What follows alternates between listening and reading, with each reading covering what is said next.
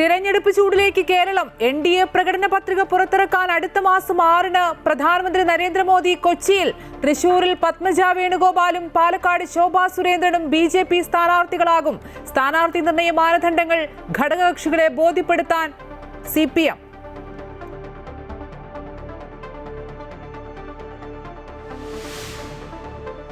IS അടക്കമുള്ള ഭീകര സംഘടനകൾ ഇന്ത്യയെ ലക്ഷ്യമിടുന്നുവെന്ന് കേന്ദ്ര സർക്കാർ. രാജ്യത്തെ ആദ്യത്തെ സമഗ്ര തീവ്രവാദ വിരുദ്ധ നയം പ്രഹാർ കേന്ദ്ര ആഭ്യന്തര മന്ത്രാലയം പുറത്തിറക്കി. ചില രാജ്യങ്ങൾ ഭീകരത ഉപകരണമാക്കുന്നുവെന്ന് ആഭ്യന്തര മന്ത്രാലയം. ലഷ്കർ-ഇ തൊയ്ബ രാജ്യത്ത് വൻ സ്ഫോടനങ്ങൾക്ക് പദ്ധതിയിട്ടെന്ന് അറസ്റ്റിലായ ഭീകരൻ ഉമർ ഫറൂഖിന്റെ മൊഴി.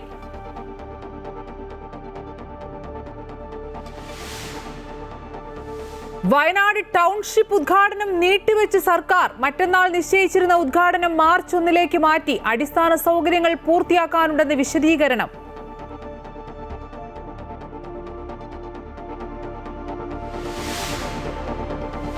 ശബരിമല സ്വർണ്ണക്കൊള്ളയിൽ സഭ സ്തംഭിപ്പിച്ച് പ്രതിപക്ഷം. ആചാരലംഘനത്തിന് കൂട്ടുനിൽക്കാത്തതിനാൽ സർക്കാർ തന്ത്രിയോട് പ്രതികാരം ചെയ്തെന്ന് പ്രതിപക്ഷം. തന്ത്രിയുടെ കാര്യത്തിൽ പ്രതിപക്ഷം തന്ത്രം മെനയുന്നുവെന്ന് ഭരണപക്ഷം. തന്ത്രിക്ക് വേണ്ടി കോൺഗ്രസിന്റെയും ബിജെപിയുടെയും വക്കാലത്തെന്ന് MP രാജേഷ്.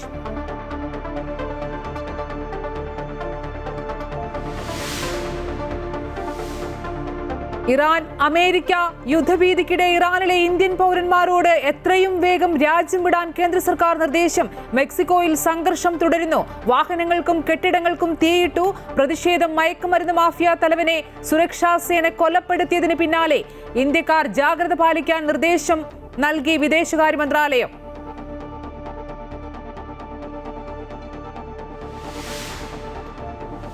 ആറ്റുകാൽ പൊങ്കാല മഹോത്സവത്തിന് തുടക്കം. ദേവിയെ കാപ്പുകെട്ടി കുടിയിരുത്തി. ആറ്റുകാൽ ക്ഷേത്രത്തിലേക്ക് വൻ ഭക്തജനത്തിരക്ക്. നടൻ മോഹൻലാൽ കലാപരിപാടികളുടെ ഉദ്ഘാടനം നിർവഹിക്കും. പ്രധാനമന്ത്രി നരേന്ദ്രമോദി വീണ്ടും കേരളത്തിലേക്ക്. NDA പ്രകടന പത്രിക പുറത്തിറക്കാൻ മാർച്ച് 6-ന് കൊച്ചിയിലെത്തും. സാമുദായിക നേതാക്കളുമായി ചർച്ചയ്ക്ക് സാധ്യതയുണ്ടെന്ന വിവരമാണ് പുറത്തുവരുന്നത്. ജനുവരി 23-ന് പ്രധാനമന്ത്രി തിരുവനന്തപുരത്ത് എത്തിയിരുന്നു. ഇരു മുന്നണികൾക്കും ബദലായി കേരളത്തിൽ BJP ഉയർന്നു കഴിഞ്ഞുവെന്ന് കേന്ദ്രമന്ത്രി കിരൺ റിജിജു. കേരളത്തിലെ ജനങ്ങൾ പ്രബുദ്ധരാണ്. മുൻകാലങ്ങളിൽ BJP മത്സരിച്ചത് സാന്നിധ്യം തെളിയിക്കാനാണ്. എന്നാൽ ഇത്തവണ ഭരണം പിടിക്കും. മോദിയുടെ സ്വപ്നം യാഥാർത്ഥ്യമാക്കാൻ കേരളത്തിന് കഴിയുമെന്നും അദ്ദേഹം പറഞ്ഞു. എറണാകുളം തൃക്കാക്കരയിൽ NDA മധ്യ തിരുവിതാംകൂർ തെരഞ്ഞെടുപ്പ് കമ്മിറ്റി ഓഫീസ് ഉദ്ഘാടനം ചെയ്യുകയായിരുന്നു അദ്ദേഹം. The NDA to take forward the visions of the Prime Minister of Modi and to fulfill the dreams and aspiration of the people of Kerala. I am very happy that the senior NDA leaders are all joined here in the opening and inauguration of this auspicious NDA office here. And thank you all for joining this occasion. Good beginning, and we are very hopeful that very soon a better day, brighter days are coming for the people of Kerala. Thank you. നിയമസഭാ തെരഞ്ഞെടുപ്പിൽ പത്മജ വേണുഗോപാൽ തൃശൂരിലും ശോഭാ സുരേന്ദ്രൻ പാലക്കാടും മത്സരിക്കുമെന്ന കാര്യത്തിൽ ധാരണ. ഇക്കാര്യത്തിൽ BJP ദേശീയ നേതൃത്വം ഇരുവർക്കും വ്യക്തമായ നിർദ്ദേശങ്ങൾ നൽകിയതായാണ് സൂചന. കേന്ദ്ര നേതൃത്വത്തിന്റെ തീരുമാനപ്രകാരമാണ് മത്സരമെന്നാണ് പത്മജ പറയുന്നത്. കെ മുരളീധരനെതിരെ വട്ടിയൂർക്കാവിൽ പത്മജ വേണുഗോപാൽ മത്സരിക്കുമെന്ന് വാർത്തകളുണ്ടായിരുന്നു. എന്നാൽ പത്മജയ്ക്ക് കൂടുതൽ വിജയസാധ്യത തൃശൂരാണെന്ന വിലയിരുത്തലിന്റെ അടിസ്ഥാനത്തിലാണ് പാർട്ടിയുടെ തീരുമാനമെന്നാണ് സൂചന. സംസ്ഥാനത്ത് ആദ്യമായി BJP വിജയിച്ച ലോക്സഭാ മണ്ഡലമാണ് തൃശൂർ. പത്മജയ്ക്ക് സുരേഷ് ഗോപിയുടെ വിജയത്തിന്റെ തുടർച്ചയുണ്ടാകുമെന്നാണ് BJPയുടെ വിലയിരുത്തൽ. സുരേഷ് ഗോപിയുടെ പൂർണ്ണ പിന്തുണയുണ്ടെങ്കിൽ തൃശൂരിൽ മത്സരിക്കാമെന്ന് പത്മജ ദേശീയ നേതൃത്വത്തെ അറിയിച്ചിരുന്നു. വെള്ളിയാഴ്ച മുതൽ തൃശൂരിൽ പ്രചരണ രംഗത്തുണ്ടാകുമെന്നും പത്മജ പറഞ്ഞു. പ്രചരണത്തിന്റെ മുഴുവൻ ചുമതലയും സുരേഷ് ഗോപിയെ ഏൽപ്പിക്കണമെന്നും പത്മജ കൂട്ടിച്ചേർത്തു. മണ്ഡലത്തിൽ പൂർണ്ണ ശ്രദ്ധ നൽകുമെന്ന് സുരേഷ് ഗോപിയും ദേശീയ നേതൃത്വത്തെ അറിയിച്ചതായാണ് വിവരം. പാലക്കാട് മണ്ഡലത്തിൽ ശോഭാ സുരേന്ദ്രനെ മത്സരിപ്പിക്കാനാണ് കേന്ദ്ര നേതൃത്വത്തിന്റെ തീരുമാനം. 2016-ൽ പാലക്കാട് നിന്ന് ജനവിധി തേടിയ ശോഭ 40,000-ത്തിലധികം വോട്ടുകൾ നേടിയിരുന്നു. BJP അന്ന് മണ്ഡലത്തിൽ 2ാം സ്ഥാനത്ത് എത്തുകയും ചെയ്തു. സ്ഥാനാർത്ഥി പട്ടികയിൽ 6 മണ്ഡലങ്ങളിൽ ശോഭാ സുരേന്ദ്രന്റെ പേരുണ്ടായിരുന്നു. നേമം, കഴക്കൂട്ടം, മഞ്ചേശ്വരം പോലെ BJPയുടെ A ക്ലാസ് മണ്ഡലങ്ങളിലൊന്നാണ് പാലക്കാട്. പ്രത്യേക സാഹചര്യത്തിൽ വിജയം ശോഭയ്ക്കൊപ്പം നിൽക്കുമെന്നാണ് BJPയുടെ കണക്കുകൂട്ടൽ. അമൃത ന്യൂസ്, തൃശൂർ. നിയമസഭാ തെരഞ്ഞെടുപ്പിൽ സുരേഷ് ഗോപിക്ക് വോട്ട് ഗുരുവായൂരിൽ. ഇതിനെതിരെ വിമർശനവുമായി കോൺഗ്രസ് നേതാവ് അനിലക്കര രംഗത്തെത്തി. ഓരോ സമയത്തും പലയിടങ്ങളിൽ വോട്ട് ചേർക്കുന്ന കുമ്പിടിയാണ് സുരേഷ് ഗോപി എന്നാണ് അനിലക്കരയുടെ ആരോപണം. നിയമസഭാ തെരഞ്ഞെടുപ്പിൽ ഗുരുവായൂർ ദേവസ്വം സ്കൂളിലാണ് സുരേഷ് ഗോപിക്ക് ഇത്തവണ വോട്ട്. ദേവസ്വം സ്കൂളിലാണ് ഇത്തവണ വോട്ടുള്ളത്. അച്യുതം ഫ്ളാറ്റാണ് വിലാസമായി നൽകിയിരിക്കുന്നത്. ബി.ജെ.പിക്ക് സംസ്ഥാന യാത്രയില്ലെന്നും പകരം പ്രക്ഷോഭത്തിനും പ്രചരണത്തിനും പ്രാധാന്യം നൽകുമെന്നും സംസ്ഥാന ജനറൽ സെക്രട്ടറി എം.ടി. രമേശ്.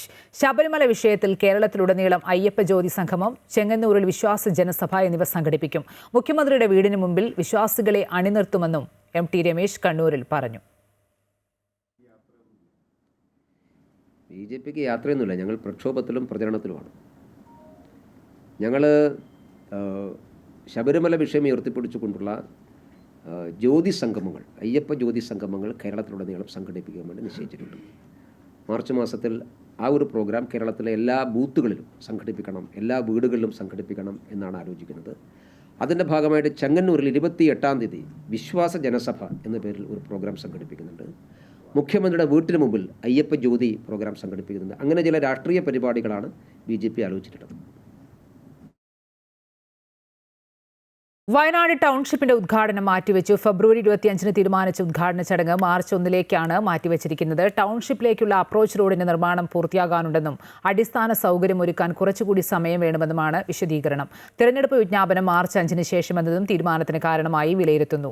ടൗൺഷിപ്പിലെ ആദ്യഘട്ട വീടുകളുടെ കൈമാറ്റത്തിൽ പ്രിയങ്ക ഗാന്ധി MP പങ്കെടുക്കുമെന്ന് അറിയിച്ചിരുന്നു. രാജ്യത്തെ ആദ്യത്തെ സമഗ്ര തീവ്രവാദ വിരുദ്ധ നയം പ്രഹാർ കേന്ദ്ര ആഭ്യന്തര മന്ത്രാലയം പുറത്തിറക്കി. അതിർത്തി കടന്നുള്ള പരമ്പരാഗത ഭീകരവാദത്തിന് പുറമെ സൈബർ ആക്രമണങ്ങൾ, ഡ്രോണുകളുടെ ദുരുപയോഗം, ഡിജിറ്റൽ സാമ്പത്തിക കുറ്റകൃത്യങ്ങൾ തുടങ്ങിയ ആധുനിക ഭീഷണികളെ നേരിടാൻ ലക്ഷ്യമിട്ടുള്ളതാണ് പുതിയ നയം. തീവ്രവാദത്തിന് മതമോ ദേശീയതയോ സമുദായമോ ഇല്ലെന്നും അക്രമങ്ങളെ ഒരു കാരണവശാലും ന്യായീകരിക്കാൻ കഴിയില്ലെന്നുമുള്ള ഇന്ത്യയുടെ സീറോ ടോളറൻസ് നയം അടിവരയിടുന്നതാണ് പ്രഹാർ. ഇറാൻ US യുദ്ധഭീതി കനക്കുന്നതിനിടെ ഇറാനിലെ ഇന്ത്യൻ പൗരന്മാരോട് എത്രയും വേഗം രാജ്യംവിടാൻ നിർദ്ദേശം നൽകി കേന്ദ്ര സർക്കാർ. പൗരന്മാരുടെ സുരക്ഷ കണക്കിലെടുത്ത് ഇന്ത്യൻ എംബസി അതീവ ജാഗ്രതാ നിർദ്ദേശമാണ് പുറപ്പെടുവിച്ചിരിക്കുന്നത്. ഇറാനിലുള്ള ഇന്ത്യൻ പൗരന്മാരും ഇന്ത്യൻ വംശജരും അതീവ ജാഗ്രത പാലിക്കണമെന്നും പ്രതിഷേധങ്ങളോ പ്രകടനങ്ങളോ നടക്കുന്ന ഇടങ്ങളിൽ നിന്ന് വിട്ടുനിൽക്കണമെന്നും സർക്കാർ നിർദ്ദേശിച്ചു. നേരത്തെ ജനുവരിയിൽ ഇറാൻ ഭരണകൂടം പ്രതിഷേധക്കാർക്കെതിരെ നടപടി സ്വീകരിച്ചപ്പോഴും ഇന്ത്യ സമാനമായ മുന്നറിയിപ്പ് നൽകിയിരുന്നു. രാജ്യം വിടാൻ തയ്യാറെടുക്കുന്നവർ തങ്ങളുടെ പാസ്പോർട്ട്, ഐഡന്റിറ്റി കാർഡുകൾ തുടങ്ങിയ യാത്രാരേഖകൾ എപ്പോഴും കൈവശം വെക്കണമെന്ന് എംബസി നിർദ്ദേശിച്ചു. പൗരന്മാർക്ക് ആവശ്യമായ സഹായങ്ങൾക്കായി ഇന്ത്യൻ എംബസി പ്രത്യേക ഹെൽപ്പ് ലൈൻ നമ്പറുകൾ പുറത്തിറക്കിയിട്ടുണ്ട്. മെക്സിക്കോയിൽ മയക്കുമരുന്ന് സംഘത്തലവൻ നെമീസിയോ ഒസേഗോരോ സെർവാൻസിന്റെ വധത്തിന് പിന്നാലെ വ്യാപക സംഘർഷം. കാർട്ടൽ ഗ്രൂപ്പുകൾ ഹലിസ്കോയിലും പരിസര സംസ്ഥാനങ്ങളിലും റോഡുകൾ തടയുകയും വാഹനങ്ങൾക്ക് തീയിടുകയും ചെയ്തു. സുരക്ഷാ സാഹചര്യം കണക്കിലെടുത്ത് എയർ കാനഡ പ്യൂർട്ടോ വല്ലാർട്ടയിലേക്കുള്ള വിമാനങ്ങൾ റദ്ദാക്കി. മെക്സിക്കോയിൽ താമസിക്കുന്ന ഇന്ത്യൻ പൗരന്മാരോട് കൂടുതൽ അറിയിപ്പുണ്ടാകുന്നതുവരെ സുരക്ഷിത സ്ഥാനങ്ങളിൽ തുടരാൻ ഇന്ത്യൻ എംബസി നിർദ്ദേശിച്ചു. അനാവശ്യമായി പുറത്തിറങ്ങുന്നതും യാത്ര ചെയ്യുന്നതും ഒഴിവാക്കണമെന്നും അപ്ഡേറ്റുകൾക്കായി പ്രാദേശിക മാധ്യമങ്ങളെ നിരീക്ഷിക്കണമെന്നും മുന്നറിയിപ്പുണ്ട്. തദ്ദേശ സ്വയംഭരണ സ്ഥാപനങ്ങളുടെ നിർദ്ദേശങ്ങൾ പാലിക്കണമെന്നും ജനക്കൂട്ടം ഒഴിവാക്കണമെന്നും നിർദ്ദേശമുണ്ട്. സർക്കാർ ജീവനക്കാരുടെ സ്വകാര്യ വിവരങ്ങൾ മുഖ്യമന്ത്രിയുടെ ഓഫീസ് ദുരുപയോഗം ചെയ്തു എന്നാരോപിച്ച് ഹൈക്കോടതിയിൽ ഹർജി. അനുവാദമില്ലാതെ വിവരങ്ങൾ കൈമാറിയത് സ്വകാര്യതാ ലംഘനമെന്നും ഫോൺ നമ്പർ ശേഖരിച്ചത് വ്യക്തികളുടെ അനുമതിയില്ലാതെയെന്നും ഹർജിക്കാർ പറയുന്നു. ഹർജി ഹൈക്കോടതി നാളെ പരിഗണിക്കും. തിരഞ്ഞെടുപ്പെടുത്തിരിക്കെ മുഖ്യമന്ത്രിയുടെ ഓഫീസിനെതിരെ ഗുരുതര ആരോപണമാണ് ഡാറ്റ ചോർച്ചയുമായി ബന്ധപ്പെട്ട പ്രതിപക്ഷം ഉയർത്തുന്നത്. വിഷയത്തിൽ പ്രതിപക്ഷ സംഘടനകൾ നിലപാട് ശക്തമാക്കുന്നതിനിടെയാണ് സ്പാർക്കിൽ നിന്ന് മുഖ്യമന്ത്രിയുടെ ഓഫീസിന് വിവരങ്ങൾ കൈമാറിയത് സ്വകാര്യതയുടെ ലംഘനമെന്ന് ചൂണ്ടിക്കാട്ടി ഹൈക്കോടതിയിൽ ഹർജി എത്തിയിരിക്കുന്നത്. സർക്കാർ ജീവനക്കാർ സ്പാർക്കിൽ നൽകിയ വിവരങ്ങളിൽ നിന്ന് നിയമവിരുദ്ധമായി ഫോൺ നമ്പർ ശേഖരിച്ച് മുഖ്യമന്ത്രിയുടെ ഓഫീസ് ദുരുപയോഗം ചെയ്തുവെന്നാണ് ഹൈക്കോടതിയിലെ ഹർജിയിൽ പറയുന്നത്. മലപ്പുറം KTM കോളേജ് അസോസിയേറ്റ് പ്രൊഫസറായ doctor P. Rasheed Ahammed, secretariat ഉദ്യോഗസ്ഥൻ അനിൽകുമാർ KM എന്നിവരാണ് ഹർജിക്കാർ. കാലിക്കറ്റ് സർവകലാശാല സിൻഡിക്കേറ്റ് അംഗം കൂടിയാണ് റഷീദ് അഹമ്മദ്. സർക്കാർ സംവിധാനം ഉപയോഗിച്ച് ഒരു രാഷ്ട്രീയ പാർട്ടി തെരഞ്ഞെടുപ്പ് നേട്ടത്തിനായി വിവരങ്ങൾ ഉപയോഗിച്ചുവെന്നും ഹർജിക്കാർ വാദിക്കുന്നു. സർക്കാരിന്റെ നേട്ടങ്ങൾ പ്രചരിപ്പിക്കാനല്ല വ്യക്തികളുടെ വിവരങ്ങൾ സർക്കാരിന്റെ പ്രോജക്റ്റുകൾക്ക് നൽകുന്നത്. സുപ്രീം കോടതി വിധിക്ക് വിരുദ്ധമായാണ് സർക്കാർ നീക്കമെന്നും ഹർജിയിൽ വ്യക്തമാക്കുന്നു. പൗരന്റെ സ്വകാര്യത സംരക്ഷിക്കാൻ ഉത്തരവാദിത്തമുള്ള സർക്കാർ തന്നെ വിവരങ്ങൾ ചോർത്തിയെന്നും ഹർജിയിൽ പറയുന്നുണ്ട്. ഹർജി ഹൈക്കോടതി നാളെ പരിഗണിക്കും. വിവിധ വിഷയങ്ങളിൽ പ്രതിരോധത്തിലായ സംസ്ഥാന സർക്കാരിനെ സംബന്ധിച്ച് ഇക്കാര്യത്തിലുള്ള ഹൈക്കോടതി നിലപാട് നിർണായകമാണ്. അമൃത ന്യൂസ്, കൊച്ചി. സർക്കാർ ജീവനക്കാരുടെ ശമ്പള പരിഷ്കരണം സംബന്ധിച്ച് പഠനം നടത്തി റിപ്പോർട്ട് സമർപ്പിക്കുന്നതിനായി 12ാം ശമ്പള പരിഷ്കരണ കമ്മീഷനെ സർക്കാർ നിയമിച്ചു. മുൻ ചീഫ് സെക്രട്ടറി ഡോക്ടർ വി.പി. ജോയിയാണ് chairman. Advocate M. Rajagopalan Nair, retired additional secretary Sreelatha Sukumaran എന്നിവരാണ് മറ്റംഗങ്ങൾ. സംസ്ഥാന ബജറ്റിൽ ജീവനക്കാരുടെ ശമ്പള പരിഷ്കരണത്തിനായി 12ാം ശമ്പള പരിഷ്കരണ കമ്മീഷനെ നിയമിക്കുമെന്ന് പ്രഖ്യാപിച്ചിരുന്നു. റിപ്പോർട്ട് 3 മാസത്തിനകം ലഭ്യമാക്കണമെന്ന് കമ്മീഷനോട് നിർദ്ദേശിച്ചതായി ധനകാര്യമന്ത്രി കെ.എൻ. ബാലഗോപാൽ വ്യക്തമാക്കി. LPST തസ്തികയിലുള്ള നിയമന സ്തംഭനം ഒഴിവാക്കി റാങ്ക് ലിസ്റ്റിൽ ഉൾപ്പെട്ടവരെ നിയമിക്കണമെന്ന് ആവശ്യപ്പെട്ട് ഉദ്യോഗാർത്ഥികൾ കോഴിക്കോട് പ്രതിഷേധ പരിപാടി സംഘടിപ്പിച്ചു. റാങ്ക് ലിസ്റ്റ് കടലിൽ ഒഴുക്കിയാണ് പ്രതിഷേധിച്ചത്.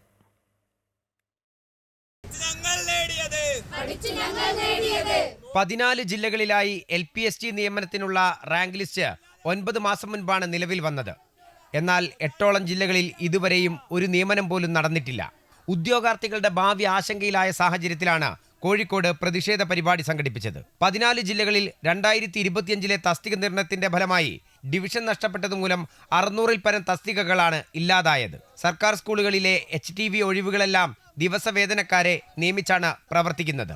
ഡിവിഷൻ നഷ്ടപ്പെട്ടത് വഴി പുറത്താക്കപ്പെട്ട അധ്യാപകരെ റാങ്ക് ലിസ്റ്റിലുള്ളവർക്ക് ലഭിക്കേണ്ട റിട്ടയർമെന്റ് ഒഴിവുകൾ ബൈ ട്രാൻസ്ഫർ IDT NCA ഒഴിവുകളിലേക്ക് പുനർവിന്യസിച്ചത് വഴി നിലവിലുള്ള ഒഴിവുകളും ഇല്ലാതായതായി ഉദ്യോഗാർത്ഥികൾ പറയുന്നു. മൊത്തത്തിൽ 54ഓളം പേര് പെൻഡിങ്ങിലുണ്ട്.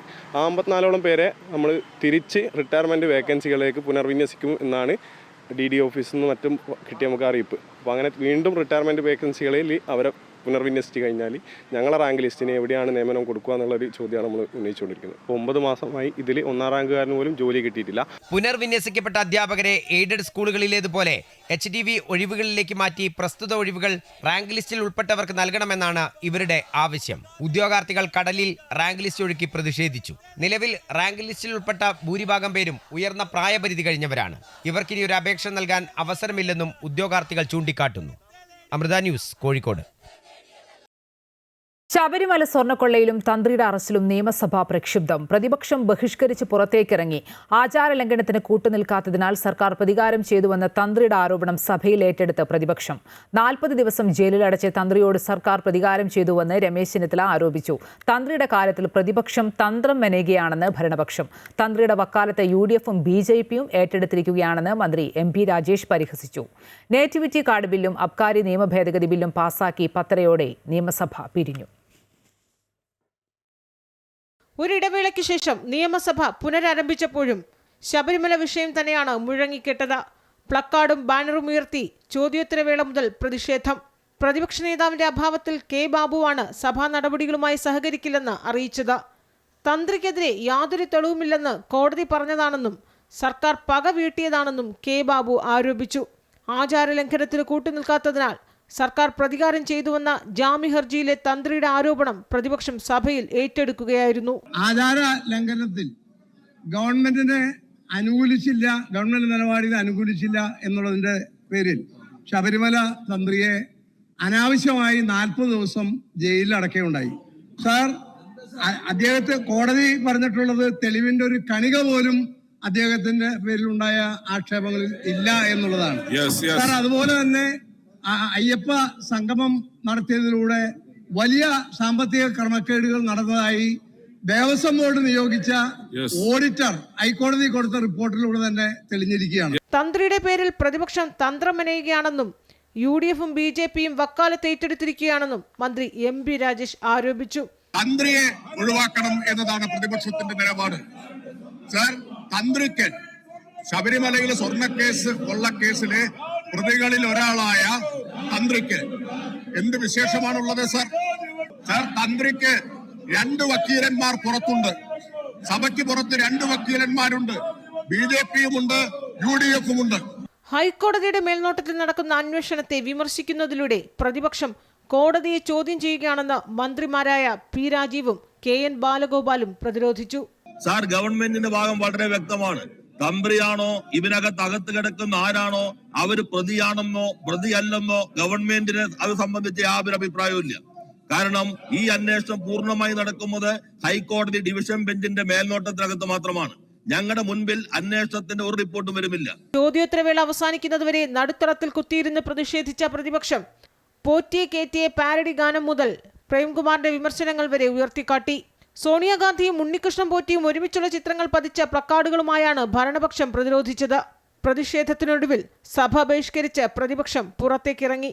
കൊല്ലം വിജിലൻസ് കോടതി പറയുന്നു ഓഫ് എവിഡൻസ് ഇല്ല, അദ്ദേഹത്തെ ഞങ്ങൾ ജാമ്യം കൊടുത്ത് വിടുകയാണെന്നാണ് പറഞ്ഞത്. ഒരു തെളിവിന്റെ ഒരു കണിക പോലും കണ്ടെത്താൻ കഴിഞ്ഞിട്ടില്ല. അദ്ദേഹത്തെ ജയിലിൽ നിന്ന് മോചിതനാക്കാൻ കോടതി തീരുമാനിച്ചു. ആ കോടതിയെ ഇപ്പോൾ വിമർശിക്കുകയാണ് നിയമമന്ത്രി ചെയ്തുകൊണ്ടിരിക്കുന്നത്. നേറ്റിവിറ്റി കാർഡ് ബില്ലും അബ്കാരി നിയമ ഭേദഗതി ബില്ലും പാസാക്കി നിയമസഭ 10:30 പിരിഞ്ഞു. തിരഞ്ഞെടുപ്പ് അടുത്തിരിക്കുന്ന വേളയിൽ സഭാ സമ്മേളനം വെട്ടിച്ചുരുക്കി നാളെയോടെ പിരിയാനാണ് തീരുമാനം. അമൃത ന്യൂസ്, തിരുവനന്തപുരം. തന്ത്രിയുടെ ജാമ്യോത്തരവ് റദ്ദ് ചെയ്യണമെന്ന SITയുടെ ഹർജിയിൽ പ്രതികരണവുമായി KC വേണുഗോപാൽ. SITയുടെ മുഖം നഷ്ടപ്പെട്ടിരിക്കുകയാണ്. മന്ത്രിയെ സംരക്ഷിക്കാൻ തന്ത്രിയെ അറസ്റ്റ് ചെയ്തതിലാണ് പ്രതിഷേധം. കോടതിയാണ് തന്ത്രിക്കെതിരെ തെളിവില്ലെന്ന് പറഞ്ഞത്. കോടതി വിധി തെറ്റാണ് എന്നാണ് P. രാജീവ് പറയുന്നത്. തന്ത്രിയെ മനഃപൂർവ്വം പെടുത്താൻ ശ്രമിച്ചു എന്ന സംശയത്തിന് ബലം നൽകുന്നതാണ് P. രാജീവിന്റെ പ്രസ്താവനയെന്നും അദ്ദേഹം ആരോപിച്ചു. കോടതി വിധി പറഞ്ഞാൽ ആ കോടതി വിധിയെ വിമർശിക്കാൻ മന്ത്രി കാണിക്കുന്നത്, കോടതി വിധി തന്ത്രിയുടെ അതിൽ തെളിവില്ല എന്ന് പറയുമ്പോൾ ആ കോടതി വിധി തെറ്റാണെന്ന് മന്ത്രി പറയുന്നതിൻ്റെ പിന്നിലെ ഉദ്ദേശം എന്താണ്? അവിടെയാണ് ഈ ഗൂഢാദ്വേഷം, ഗൂഢാലോചന ഞങ്ങൾ പറയുന്നത്. തന്ത്രിയോടുള്ള വൈരാഗ്യം അവിടെയാണ് പ്രതിഫലിക്കുന്നത്. അല്ലെങ്കിൽ മന്ത്രിക്ക് പറയാൻ പറ്റില്ല. ഒരു കോടതി വിധി വന്നു കഴിഞ്ഞാൽ ആ കോടതി വിധിയെ പോലും വിമർശിക്കുകയല്ല ചെയ്ത് മന്ത്രി. ശബരിമല വിഷയത്തിൽ കോടതിയെ ആക്ഷേപിച്ചത് നിയമമന്ത്രിയാണെന്ന് പ്രതിപക്ഷ നേതാവ് VD സതീശൻ. ഒരു തെളിവുമില്ലാതെയാണ് തന്ത്രിയെ അറസ്റ്റ് ചെയ്തതെന്നും അദ്ദേഹം ആരോപിച്ചു. ഇടുക്കി അടിമാലിയിൽ പുതുയുഗ യാത്രയുടെ സ്വീകരണ യോഗത്തിൽ സംസാരിക്കുകയായിരുന്നു അദ്ദേഹം. ഇടുക്കി ജില്ലയിൽ അടിമാലിയിൽ നിന്നാണ് പ്രതിപക്ഷ നേതാവ് VD സതീശൻ നയിക്കുന്ന പുതുയുഗ യാത്ര ആരംഭിച്ചത്. രാവിലെ ആദിവാസി പ്രതിനിധികളുമായും വിവിധ മേഖലകളിൽ പ്രവർത്തിക്കുന്നവരുമായും പ്രതിപക്ഷ നേതാവ് കൂടിക്കാഴ്ച നടത്തി. ശബരിമല വിഷയത്തിൽ CPM പ്രതിക്കൂട്ടിൽ നിൽക്കുന്ന സമയത്താണ് അന്വേഷണം തന്ത്രിക്ക് നേരെ തിരിച്ചുവിട്ടതെന്ന് VD സതീശൻ ആരോപിച്ചു. CPM പ്രതിക്കൂട്ടിൽ നിൽക്കുന്ന സമയത്താണ് പെട്ടെന്ന് തന്ത്രിയിലേക്ക് അന്വേഷണം പോയത്. അപ്പോൾ അന്ന് തന്നെ ഞങ്ങൾ ആ കാര്യത്തിൽ സംശയം പ്രകടിപ്പിച്ചിരുന്നു. ആ സംശയം ഞങ്ങൾ വീണ്ടും ആവർത്തിക്കുകയാണ്. എന്ത് കാരണത്തിൻ്റെ പുറത്തും എന്ത് തെളിവിൻ്റെ അടിസ്ഥാനത്തിലുമാണ് തന്ത്രിയെ അറസ്റ്റ് ചെയ്തത് എന്ന് SIT വ്യക്തമാക്കണം. നാട്ടുകാരുടെ നികുതിപ്പണം ഉപയോഗിച്ച് സർക്കാർ തെരഞ്ഞെടുപ്പ് പ്രചാരണം നടത്തുകയാണ്.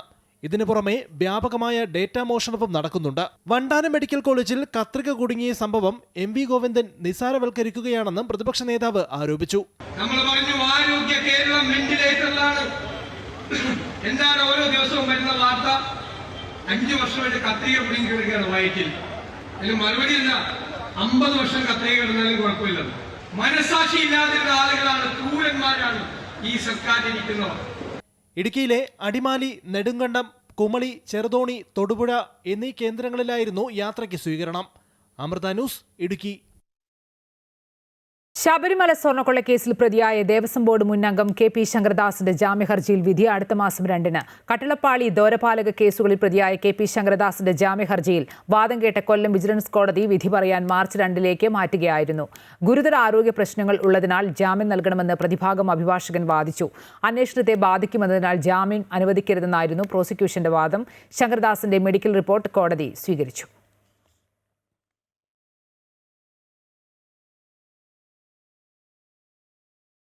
ശബരിമല സ്വർണ്ണക്കൊള്ളയിൽ SIT അന്വേഷണം രാഷ്ട്രീയ പ്രേരിതമെന്ന് BJP സംസ്ഥാന general secretary MT Ramesh.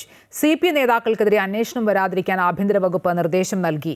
തെളിവില്ലാതെ തന്ത്രിയെ arrest ചെയ്തത് എന്തിനാണെന്ന് MT രമേശ് ചോദിച്ചു. കടകംപള്ളിയെ രക്ഷിക്കാൻ തന്ത്രിയെ കുടുക്കിയെന്നും MT രമേശ് ആരോപിച്ചു. VD സതീശന്റെ യാത്രയിൽ ഇപ്പോൾ ശബരിമല വിഷയം ഉയരുന്നില്ലെന്നും UDF കൺവീനറിലേക്ക് അന്വേഷണം എത്തിയപ്പോൾ കോൺഗ്രസ് മിണ്ടാട്ടമില്ലെന്നും അദ്ദേഹം വ്യക്തമാക്കി.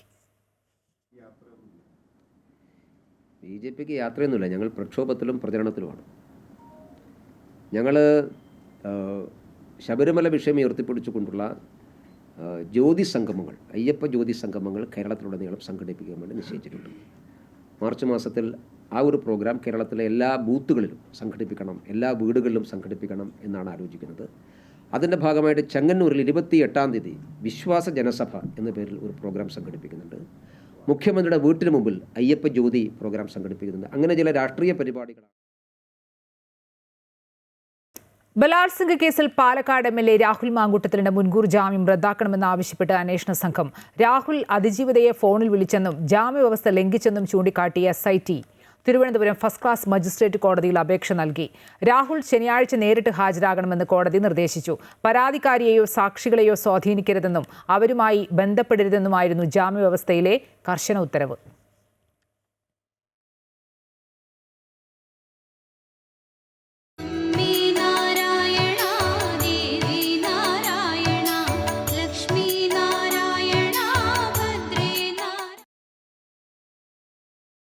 പത്ത് ദിവസം നീണ്ടു നിൽക്കുന്ന ആറ്റുകാൽ പൊങ്കാല മഹോത്സവത്തിന് ഇന്ന് തുടക്കമാകും. 5:30 ദേവിയെ കാപ്പുകെട്ടി കുടിയിരുത്തുന്നതോടെയാണ് പൊങ്കാല മഹോത്സവം ആരംഭിക്കുക. ആറ്റുകാൽ ക്ഷേത്രത്തിലേക്ക് ഭക്തജനങ്ങളുടെ വലിയ തിരക്കാണ് അനുഭവപ്പെടുന്നത്. കൂടുതൽ വിവരങ്ങളുമായി ആതിര രാധാകൃഷ്ണൻ ചേരുന്നു. ആതിര, ഈ വർഷത്തെ പൊങ്കാല മഹോത്സവത്തിന് തുടക്കമായിരിക്കുകയാണ്. അല്പസമയത്തിനകം തന്നെ മലയാളത്തിന്റെ പ്രിയ നടൻ മോഹൻലാൽ കലാപരിപാടികളൊക്കെ ഉദ്ഘാടനം ചെയ്യും. എന്താണ് ക്ഷേത്ര പരിസരത്ത് നിന്നുള്ള കാഴ്ചകൾ?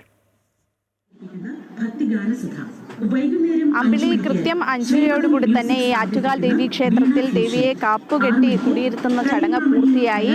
അതോടുകൂടി തന്നെ ഈ കാർത്തിക നാൾ മുതൽ പൂരം നാൾ വരെ നീണ്ടു നിൽക്കുന്ന 10 ദിവസത്തെ ആറ്റുകാൽ പൊങ്കാല മഹോത്സവത്തിന് തുടക്കമായിരിക്കുകയാണ്. ഈ കാപ്പുകെട്ടൽ ചടങ്ങൊക്കെ തന്നെ ദേവിയുടെ ദർശനം, ആ സമയത്ത് ദർശനത്തിനായി നിരവധി ഭക്തജനങ്ങളാണ് ആറ്റുകാൽ ക്ഷേത്രത്തിലേക്ക് ഒഴുകിയെത്തിയത്. ഈ പച്ചപ്പന്തലിൽ ദേവിയെ കാപ്പുകെട്ടി കുടിയിരുത്തിയതിനു ശേഷം ദീപാരാധന ഉണ്ടായിരുന്നു. അതിനുശേഷം ഈ പച്ചപ്പന്തലിൽ തോറ്റംപാട്ടുകാരുടെ പാട്ടുണ്ട്. 10 ദിവസത്തോളം ഈ പാട്ട് ഇത്തരത്തിൽ മനപ്പാടമാക്കിയാണ് പാട്ടുകാർ പാടുന്നത്. അതിനുശേഷം വിവിധ വേദികൾ, ഏകദേശം 3 വേദികളാണ് ആറ്റുകാൽ ക്ഷേത്രത്തിൽ ഒരുക്കിയിട്ടുള്ളത്. ഈ വേദികളിലൊക്കെ തന്നെ കലാപരിപാടികളുണ്ട്. ഈ കലാപരിപാടികളുടെ ഉദ്ഘാടനം ഇന്ന് 8 മണിക്ക് നടൻ മോഹൻലാൽ ആയിരിക്കും നിർവഹിക്കുക. അതിനുശേഷം രാത്രി 10 മണിയോടുകൂടി നന്ദഗോവിന്ദം ഭജൻസിന്റെ പരിപാടി ഇവിടെ ഈ വേദിയിൽ, അംബ വേദിയിൽ ഉണ്ടാകും. ഈ ആറ്റുകാൽ ക്ഷേത്രം നൽകുന്ന അംബ പുരസ്കാരം മോഹൻലാലിന് ക്ഷേത്രം ട്രസ്റ്റ് നൽകി ഇന്ന് ആദരിക്കുന്നുണ്ട്. അതിനുശേഷം മറ്റ് 10 ദിവസത്തോളം നീണ്ടു നിൽക്കുന്ന ഉത്സവ പരിപാടികൾക്ക് ഇന്നോടുകൂടി തുടക്കമാകുകയാണ്. മാർച്ച് 3-നാണ് പൊങ്കാല മഹോത്സവം. അതുവരെ ക്ഷേത്രത്തിലേക്ക് വലിയ രീതിയിലുള്ള ഭക്തജനങ്ങളുടെ ഒഴുക്കായിരിക്കും. അന്ന് ഈ മാർച്ച് 3-ന് സംബന്ധിച്ചിടത്തോളം വലിയ രീതിയിലുള്ള തിരക്കൊക്കെ തന്നെ പ്രതീക്ഷിക്കുന്നുണ്ട്. മുൻ വർഷങ്ങളെ അപേക്ഷിച്ച് വലിയ രീതിയിലുള്ള തിരക്കാണ് പ്രതീക്ഷിക്കുന്നത്. അതുമായി ബന്ധപ്പെട്ട മുഖ്യമന്ത്രിയുടെ അവലോകന യോഗമൊക്കെ കൂടിയിരുന്നു. ആ അവലോകന യോഗത്തിൽ കൃത്യമായിട്ടുള്ള സുരക്ഷാ മാനദണ്ഡങ്ങളൊക്കെ തന്നെ പാലിക്കണമെന്നുള്ളതാണ്. ഏകദേശം സുരക്ഷയ്ക്കായി 5000-ലധികം പോലീസുകാരെയാണ് ഇവിടെ നിയോഗിച്ചിട്ടുള്ളത്. വലിയ രീതിയിലുള്ള പോലീസ് വിന്യാസം അനന്തപുരിയിലും അതുപോലെ തന്നെ ഈ ക്ഷേത്ര പരിസരത്തും ഒക്കെ തന്നെയുണ്ട്. വിവിധ രീതിയിലുള്ള ഭക്തജനങ്ങളാണ്, വിവിധ ഭക്തർ ഇവിടെ സംസ്ഥാനത്തിനകത്തും പുറത്തു നിന്നുള്ള ഭക്തരാണ് ഈ ക്ഷേത്രത്തിലേക്ക് പൊങ്കാല മഹോത്സവത്തിന് സാക്ഷ്യം വഹിക്കാൻ എത്തുന്നത്. അത് ഏതായാലും ഇത്രയും വലിയ രീതിയിലുള്ള ലക്ഷക്കണക്കിന് വരുന്ന സ്ത്രീകളായിരിക്കും ഇവിടേക്ക് ഇനിയുള്ള ദിവസങ്ങളിൽ എത്തുക. അതുകൊണ്ട് തന്നെ അതുമായി ബന്ധപ്പെട്ട് KSRTCയുടെ 700ഓളം ബസ്സുകൾ, സ്പെഷ്യൽ സർവീസുകളൊക്കെ തന്നെ നടത്തുന്നുണ്ട്. അതുകൂടാതെ 10ഓളം ആംബുലൻസുകൾ ഇവിടെ സജ്ജീകരിച്ചിട്ടുണ്ട്. മെഡിക്കൽ അംഗങ്ങളും അതുപോലെ തന്നെ ഡോക്ടർമാരുൾപ്പെടുന്ന മെഡിക്കൽ ടീം ഉൾപ്പെടെ ഇവിടെ സജ്ജമായിട്ടുണ്ട്. നിലവിൽ ഏതായാലും കാപ്പുകെട്ടൽ ചടങ്ങൊക്കെ തന്നെ പൂർത്തിയാക്കി 10 ദിവസം നീണ്ടു നിൽക്കുന്ന ഉത്സവത്തിന് ഏതായാലും ഇന്ന് തുടക്കം കുറിച്ചിരിക്കുകയാണ്. വലിയ രീതിയിലുള്ള തിരക്ക് ഏതായാലും ഇവിടെ അനുഭവപ്പെടുന്നുണ്ട് എന്നുള്ളതാണ്. അല്പസമയത്തിനകം നടൻ മോഹൻലാൽ എത്തി ഈ ആഘോഷ പരിപാടികളുടെ, മറ്റ് കലാപരിപാടികളുടെ ഒക്കെ തന്നെ ഉദ്ഘാടനം നിർവഹിക്കും. ഈ വർഷത്തെ ആറ്റുകാൽ പൊങ്കാല മഹോത്സവത്തിന് തുടക്കമായി. 10 ദിവസം നീണ്ടു നിൽക്കുന്ന ആറ്റുകാൽ പൊങ്കാല മഹോത്സവത്തിന് 5:30 കാപ്പുകെട്ടി കുടിയിരുത്തിയതോടെയാണ് പൊങ്കാല മഹോത്സവത്തിന് തുടക്കമായത്. ആറ്റുകാൽ ക്ഷേത്രത്തിലേക്ക് വലിയ ഭക്തജന തിരക്കാണ് അനുഭവപ്പെടുന്നത്. നടൻ മോഹൻലാലാണ് ഈ വർഷത്തെ കലാപരിപാടികളുടെ ഉദ്ഘാടന കർമ്മമൊക്കെ നിർവഹിക്കുന്നത്. കലാപരിപാടികൾ അല്പസമയത്തിനകം തന്നെ ആരംഭിക്കും. കൂടുതൽ വിശദാംശങ്ങൾ നൽകുകയായിരുന്നു ആതിര രാധാകൃഷ്ണൻ. കോഴിക്കോട് വലിയങ്ങാടിയിൽ കെട്ടിടത്തിന്റെ കോൺക്രീറ്റ് സൺഷെയ്ഡ് തകർന്നു വീണ് 4 പേർക്ക് ദാരുണാന്ത്യം. തൊഴിലാളികളായ അഷ്റഫ്, ജബ്ബാർ, ബഷീർ, വിനോദ് എന്നിവരാണ് മരിച്ചത്. 3 പേരെ അപകടം നടന്ന ഉടൻ ആശുപത്രിയിൽ എത്തിച്ചെങ്കിലും മരണം സംഭവിക്കുകയായിരുന്നു. കോഴിക്കോട് മെഡിക്കൽ കോളേജിൽ ചികിത്സയിലിരിക്കെയാണ് വിനോദ് മരണപ്പെടുന്നത്. ഫിറ്റ്നസ് ഇല്ലാത്ത കെട്ടിടത്തിൽ ലൈസൻസ് പുതുക്കി നൽകിയതാണ് ദുരന്തത്തിനിടയാക്കിയതെന്ന ആരോപണവുമായി പ്രതിപക്ഷ സംഘടനകൾ കോർപ്പറേഷനെതിരെ രംഗത്തെത്തി. കാലപ്പഴക്കത്താൽ ജീർണിച്ച പൊളിച്ചുമാറ്റാൻ നോട്ടീസ് നൽകിയ ബീച്ചിലെ പഴയ പാസ്പോർട്ട് ഓഫീസിന്റെ സ്ലാബാണ് തകർന്നു വീണത്. കെട്ടിടത്തിന് 50 വർഷത്തിലേറെ പഴക്കമുണ്ടെന്നാണ് വലിയങ്ങാടിയിലെ തൊഴിലാളികൾ പറയുന്നത്. കെട്ടിടത്തിന് പുറത്ത് വിശ്രമിക്കുകയായിരുന്ന തൊഴിലാളികളുടെ ദേഹത്തേക്കാണ് സൺഷെയ്ഡ് തകർന്നു വീണത്. ബഷീർഖാൻ, അത്തുള്ളി ബഷീർഖാൻ, മൂപ്പര ജോലിക്കാർ 2 ആള്. ഒന്ന് അസ്രഫ്, ഒന്ന് വിനോദ്. ഇവരൊക്കെ ഇപ്പോൾ ആപ്തോളി ഭാഗത്തുള്ള ആളുകളാണ്. പിന്നെ ഒന്ന് ഇവിടെ ഈ ഗോഡൗണിലെ ഒരു ജബ്ബാർ എന്ന് പറഞ്ഞ ഒരാളാണ്, ഒരു ചക്കമാടുള്ള ഒരു തൊഴിലാളി, ഇവിടുത്തെ വോട്ടറാണ്. ഒരു 5 പേരാണ് ഇവിടുന്ന് കിട്ടിയിട്ടുള്ളത്. എത്ര കാലമായി ഇപ്പം പൊളിക്കാൻ നോട്ടീസ് നൽകിയിട്ട്? പൊളിക്കാൻ തുടങ്ങിയ വർഷങ്ങളായി, ഒരു 5-10 വർഷം ഏകദേശം ആയിട്ടുണ്ട്. ബാക്കി എല്ലാവരും ഒഴിഞ്ഞു പോയിട്ടുണ്ടോ ഇതിനകത്ത്? ഇല്ലില്ല, ഒന്നും ഒഴിഞ്ഞു പോയിട്ടൊന്നുമില്ല. ഇതൊരു 3-4 സെക്ടർ ലോക്കായിരുന്നല്ല, ബാക്കിയുള്ള എല്ലാ ഗോഡൗണുകളും ഇവിടെ പ്രവർത്തിക്കുന്നുണ്ട്. കോർപ്പറേഷനിക്ക് വാടക കിട്ടുന്നുണ്ട്. എനിക്കതാണ് ആവശ്യം, ജനങ്ങളുടെ വിഷയമല്ല. തകർന്നു വീണ കോൺക്രീറ്റ് സ്ലാബുകൾക്കിടയിൽ കുടുങ്ങിപ്പോയവരെ മറ്റ് തൊഴിലാളികളും ഫയർഫോഴ്സും ചേർന്ന് രക്ഷപ്പെടുത്തി ആശുപത്രിയിലേക്ക് മാറ്റുകയായിരുന്നു. അഷ്റഫ്, ജബ്ബാർ, ബഷീർ എന്നിവരാണ് മരിച്ചത്. ചികിത്സയിലിരിക്കെ വൈകുന്നേരത്തോടെ വിനോദും മരണപ്പെട്ടു. അബ്ദുൾ റഷീദ് ചികിത്സയിലാണ്. പഴയ പാസ്പോർട്ട് ഓഫീസ് കൂടിയായിരുന്ന ഈ കെട്ടിടത്തിൽ ഇപ്പോൾ വ്യാപാര കേന്ദ്രങ്ങളും ഗോഡൌണുകളുമാണ് പ്രവർത്തിക്കുന്നത്. ഏകദേശം 50 മീറ്ററോളം കോൺക്രീറ്റ് സ്ലാബ് തകർന്നു വീണിട്ടുണ്ട്. 2 സ്കൂട്ടറുകളും സ്ലാബിനടിയിൽപ്പെട്ടു. യാതൊരു മെയിൻ്റനൻസ് വർക്കും ചെയ്യാത്ത കാലാഹരണപ്പെട്ട കെട്ടിടത്തിൽ 2 ആഴ്ച മുൻപും പുതിയ ഷോപ്പിന് അനുമതി നൽകിയിരുന്നു. കെട്ടിടത്തിന്റെ അടിത്തട്ടിൽ വിള്ളലുകൾ രൂപപ്പെട്ടിട്ടുണ്ട്. ഫിറ്റ്നസ് ഇല്ലാത്ത കെട്ടിടത്തിൽ ലൈസൻസ് പുതുക്കി നൽകുന്നത് ഭരണകൂടവും ഉദ്യോഗസ്ഥ തലത്തിലുമുള്ള അഴിമതിയുടെ ഭാഗമാണെന്ന ആരോപണവുമായി പ്രതിപക്ഷവും രംഗത്തെത്തി കഴിഞ്ഞു. ഫിറ്റ്നസ് ഇപ്പോൾ ഇവർ പറയുന്ന ലൈസൻസ് പുതുക്കി കിട്ടിയിട്ടുണ്ടെന്നാണ് പറയുന്നത്. പുതിയൊരു സ്ഥാപനം ഉദ്ഘാടനത്തിന് റെഡിയാക്കി വെച്ചിട്ടുമുണ്ട്, ഇവിടെ കാണുന്നതാണ്. അപ്പോൾ ഇത് ലൈസൻസ് പുതുക്കി കൊടുക്കുന്നതുകൊണ്ടാണല്ലോ ഇത് സംഭവിക്കുന്നത്. ഫിറ്റ്നസ് ഇല്ലാത്ത കെട്ടിടത്തിൽ ഒരിക്കലും ലൈസൻസ് പുതുക്കി കൊടുക്കാൻ പാടില്ല. അത് കർശനമായ നിയമം പാലിച്ചിട്ടുണ്ടായിരുന്നെങ്കിൽ ഈ ഒരു അപകടം നമുക്ക് ഒഴിവാക്കാമായിരുന്നു. ലൈസൻസ് പുതുക്കി കൊടുത്തിട്ടുണ്ട് എന്നാണ് ഇപ്പോൾ ഓണറും പറഞ്ഞിരിക്കുന്നത്. അവർക്ക് പുതിയൊരു കെട്ടിടം ലൈസൻസ് കൊടുത്താണ്ടാണ് അയാൾ പുതിയ സ്ഥാപനം തുടക്കാൻ വേണ്ടി വെച്ചിരിക്കുന്നത്. ഇതൊക്കെ നമ്മളെ കൺമുമ്പിൽ കാണുകയാണ്. അപ്പോൾ ഇതൊക്കെ സംഭവിച്ചിട്ട് പോലും നമ്മൾ കണ്ണു തുറക്കുന്നില്ല എന്നുള്ളത് ഒരു വേദനാജനകമായ കാര്യമാണ്. കെട്ടിടത്തിന്റെ ഫിറ്റ്നസ് സംബന്ധിച്ചും ലൈസൻസ് പുതുക്കി നൽകിയതിനെ സംബന്ധിച്ചുമെല്ലാം പരിശോധിച്ച് പറയാമെന്നാണ് മേയർ പ്രതികരിച്ചത്. പരിശോധിച്ച് പറയൂട്ടോ. അതേസമയം കോർപ്പറേഷൻ മേയർക്കും സെക്രട്ടറിക്കുമെതിരെ കൊലക്കുറ്റത്തിന് കേസെടുക്കണമെന്നാവശ്യപ്പെട്ട പ്രതിഷേധവുമായി BJPയും രംഗത്തെത്തി. ഇവിടെയുള്ള തൊഴിലാളികളെ കൊല ചെയ്തിരിക്കുകയാണ് കോർപ്പറേഷൻ, കൊലക്കുറ്റത്തിന് കേസെടുക്കണം. കാലാഹരണപ്പെട്ട കെട്ടിടത്തിൽ സ്ഥാപനങ്ങൾ പ്രവർത്തിക്കുന്നത് സംബന്ധിച്ച് വരും ദിവസങ്ങളിൽ കോർപ്പറേഷന് മറുപടി പറയേണ്ടി വരും. MM Ragesh, Amrita news, Kozhikode. വലിയങ്ങാടി അപകടത്തിൽ ജുഡീഷ്യൽ അന്വേഷണം വേണമെന്ന് DCC അധ്യക്ഷൻ അഡ്വക്കേറ്റ് K. പ്രവീൺകുമാർ. 3 പേരെ നഗരസഭ കൊന്നതാണ്. കാലപ്പഴക്കമുള്ള കെട്ടിടം എങ്ങനെ വാടകയ്ക്ക് നൽകുമെന്നും അദ്ദേഹം ചോദിച്ചു. പരിക്കേറ്റവരുടെ ചികിത്സ കോർപ്പറേഷൻ ഏറ്റെടുക്കണമെന്നും മരിച്ചവരുടെ കുടുംബത്തിന് അർഹമായ ധനസഹായം നൽകണമെന്നും അദ്ദേഹം വ്യക്തമാക്കി. ശക്തിക്ഷയമുണ്ടായിരിക്കുന്നു, ഇത് മാറ്റണമെന്നും പുതുക്കുമെന്നും ആവശ്യപ്പെട്ടതാണ്. അതുണ്ടായില്ല. 1. രണ്ടാമത്, ഈ കെട്ടിടം പൊളിക്കാൻ തീരുമാനിച്ച കെട്ടിടമാണ്. ആ പൊളിക്കാൻ തീരുമാനിച്ച കെട്ടിടത്തിൽ 2 മാസം മുമ്പ് ഒരു പുതിയ സ്ഥാപനം വന്നിരിക്കുകയാണ്. ഇതെല്ലാം കോർപ്പറേഷൻ്റെ ഏറ്റവും ഗുരുതരമായ തെറ്റല്ലേ? അതുകൊണ്ട് തന്നെ ഇതിൻ്റെ പരിപൂർണ്ണ ഉത്തരവാദി കോഴിക്കോട് കോർപ്പറേഷനാണ്. ഇപ്പോൾ പരിക്കേറ്റവർക്കുള്ള ഏറ്റവും ശക്തമായ ചികിത്സാ കോർപ്പറേഷൻ എടുക്കണം. മരണപ്പെട്ടവരുടെ വേദന ഒരുപാടുണ്ടെങ്കിലും അവരുടെ കുടുംബത്തെ സംരക്ഷിക്കുന്ന ഉത്തരവാദിത്വം കോർപ്പറേഷൻ എടുക്കണം. സർക്കാർ ഡോക്ടർമാരുടെ സമരത്തിൽ മുഖ്യമന്ത്രിയുമായി നടത്തിയ ചർച്ച പരാജയം. തങ്ങൾ ഉന്നയിച്ച ആവശ്യങ്ങളിൽ ഉറപ്പ് ലഭിച്ചില്ലെന്ന് ഡോക്ടർമാർ അറിയിച്ചു. അനുകൂലമായ തീരുമാനമുണ്ടാകുന്നതുവരെ സമരം തുടരുമെന്നും KGM-CTA വ്യക്തമാക്കി. സമരത്തോട് സർക്കാർ കാണിക്കുന്നത് ധാർഷ്ട്യമെന്നും സംഘടന ആരോപിച്ചു. ശമ്പള പരിഷ്കരണ കുടിശ്ശിക ഉൾപ്പെടെയുള്ള വിഷയങ്ങൾ ചൂണ്ടിക്കാട്ടി ഡോക്ടർമാർ നടത്തുന്ന സമരം 8ാം ദിവസം പിന്നിട്ടിരിക്കുകയാണ്. OP ബഹിഷ്കരണം തുടരുന്നതോടെ ആശുപത്രിയിലെത്തുന്ന രോഗികൾ വലയുകയാണ്. തിരുവനന്തപുരത്തെ സ്വകാര്യ ആശുപത്രിയിൽ ചികിത്സാ പിഴവെന്ന് ആരോപണം. കാട്ടാക്കട മമൽ ആശുപത്രിയിൽ ശ്വാസതടസ്സം നേരിട്ടതിനെ തുടർന്ന് ഇഞ്ചക്ഷൻ എടുത്ത 2.5 വയസ്സുകാരി മരിച്ചു. ഇഞ്ചക്ഷനെ തുടർന്ന് കുട്ടി ബോധരഹിതയായി എന്നും ആരോഗ്യനില ഗുരുതരമായി എന്നും മാതാപിതാക്കൾ ആരോപിക്കുന്നു. പരാതിയെ തുടർന്ന് ആര്യനാട് പോലീസ് കേസെടുത്തു. തിരുവനന്തപുരം ജില്ലയിൽ 3 ദിവസത്തിനുള്ളിൽ 2ാമത്തെ ചികിത്സാ പിഴവും മരണവുമാണ് സംഭവിക്കുന്നത്. ആദ്യത്തേത് സർക്കാർ ആശുപത്രിയിലെങ്കിൽ ഇപ്പോൾ സംഭവിച്ചിരിക്കുന്നത് സ്വകാര്യ ആശുപത്രിയിലാണ്. നെടുമങ്ങാട് താലൂക്ക് ആശുപത്രിയിൽ നവജാത ശിശു മരിച്ചതിനെ തുടർന്ന് ഡോക്ടറുടെ സസ്പെൻഷനും പ്രതിഷേധവും അവസാനിക്കുന്നതിന് മുൻപ് തന്നെ കാട്ടാക്കടയിൽ 2.5 വയസ്സുകാരി ചികിത്സാ പിഴവിനെ തുടർന്ന് മരിച്ചതായി പരാതി. കാട്ടാക്കട മൊമൽ ആശുപത്രിയിൽ നിന്ന് കുത്തിവയ്പ്പെടുത്ത ഉറിയാക്കോട് സ്വദേശികളായ സിദ്ദിഖ് ഫൈസലത്ത് ദമ്പതികളുടെ മകൾ ഐഷ ഫാത്തിമയാണ് മരിച്ചത്.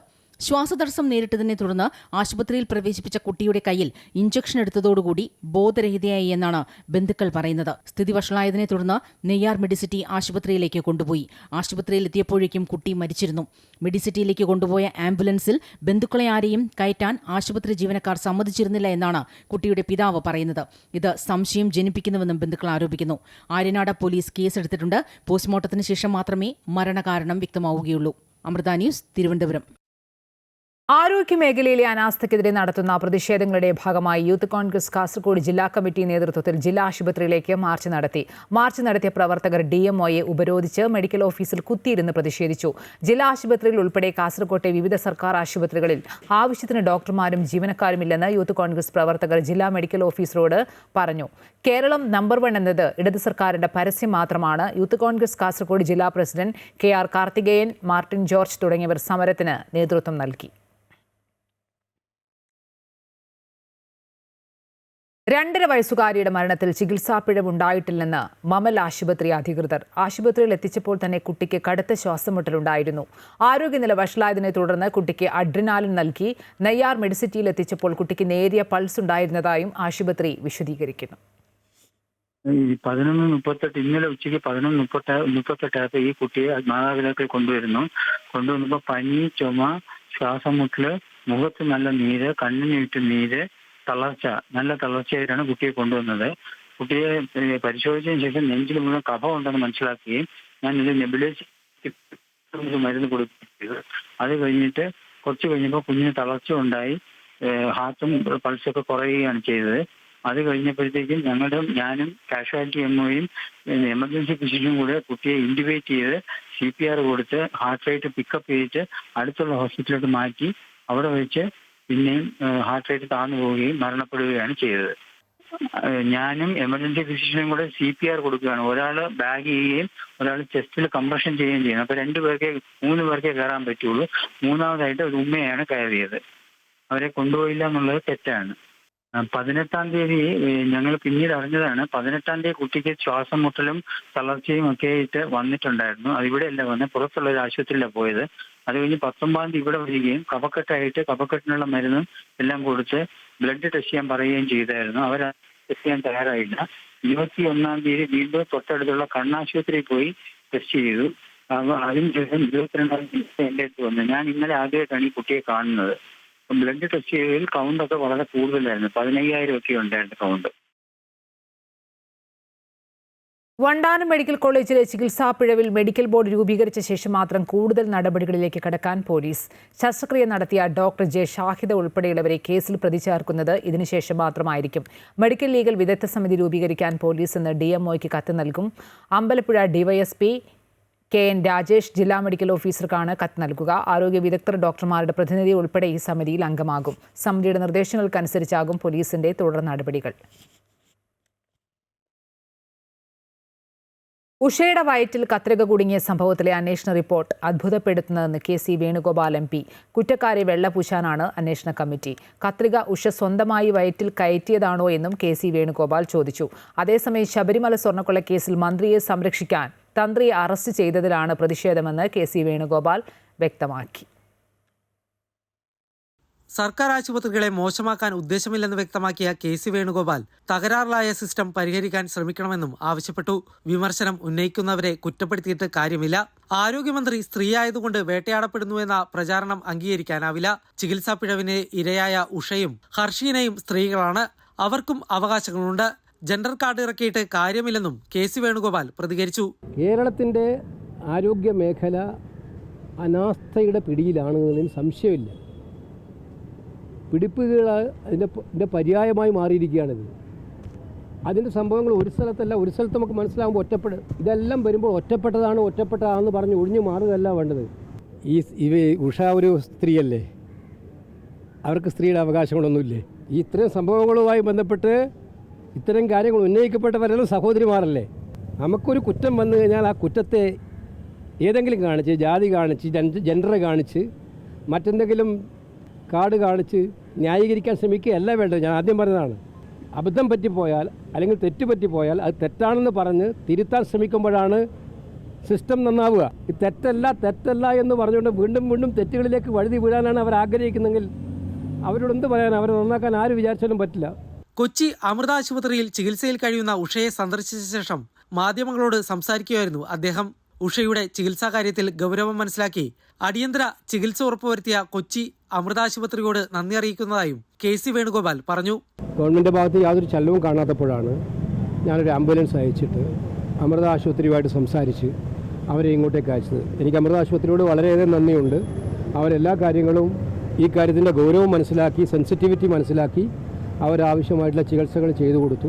അതേസമയം തന്ത്രിയുടെ ജാമ്യ ഉത്തരവ് റദ്ദു ചെയ്യണമെന്ന SITയുടെ ഹർജിയിൽ മുഖം നഷ്ടപ്പെട്ടിരിക്കുകയാണ് SITക്കെന്നായിരുന്നു KC വേണുഗോപാലിന്റെ പ്രതികരണം. മന്ത്രിയെ സംരക്ഷിക്കാൻ തന്ത്രിയെ അറസ്റ്റ് ചെയ്തതിലാണ് പ്രതിഷേധം. കോടതിയാണ് തന്ത്രിക്കെതിരെ തെളിവില്ലെന്ന് പറഞ്ഞതെന്നും അദ്ദേഹം അഭിപ്രായപ്പെട്ടു. തന്ത്രിയെ അറസ്റ്റ് ചെയ്തപ്പോൾ ഞങ്ങൾ പറഞ്ഞ അത്ര തന്നെയാണ്. തന്ത്രിയെ അറസ്റ്റ് ചെയ്ത് മന്ത്രിയെ രക്ഷിക്കാൻ ശ്രമിക്കരുത്. അറസ്റ്റ് ചെയ്യുമ്പോൾ ആവശ്യമായ തെളിവുകൾ ഉണ്ടെന്ന് ഉറപ്പുവരുത്തണമെന്ന് ഞങ്ങൾ പറഞ്ഞതാണ്. വിജിലൻസ് കോടതിയാണ് പറഞ്ഞത്. ജാമ്യം നൽകിയ ഉത്തരവിൽ പറഞ്ഞിരിക്കുന്നത് തെളിവിന്റെ കണിക പോലുമില്ല. ആ വാചകമാണ് ഉദ്ദേശിച്ചത്.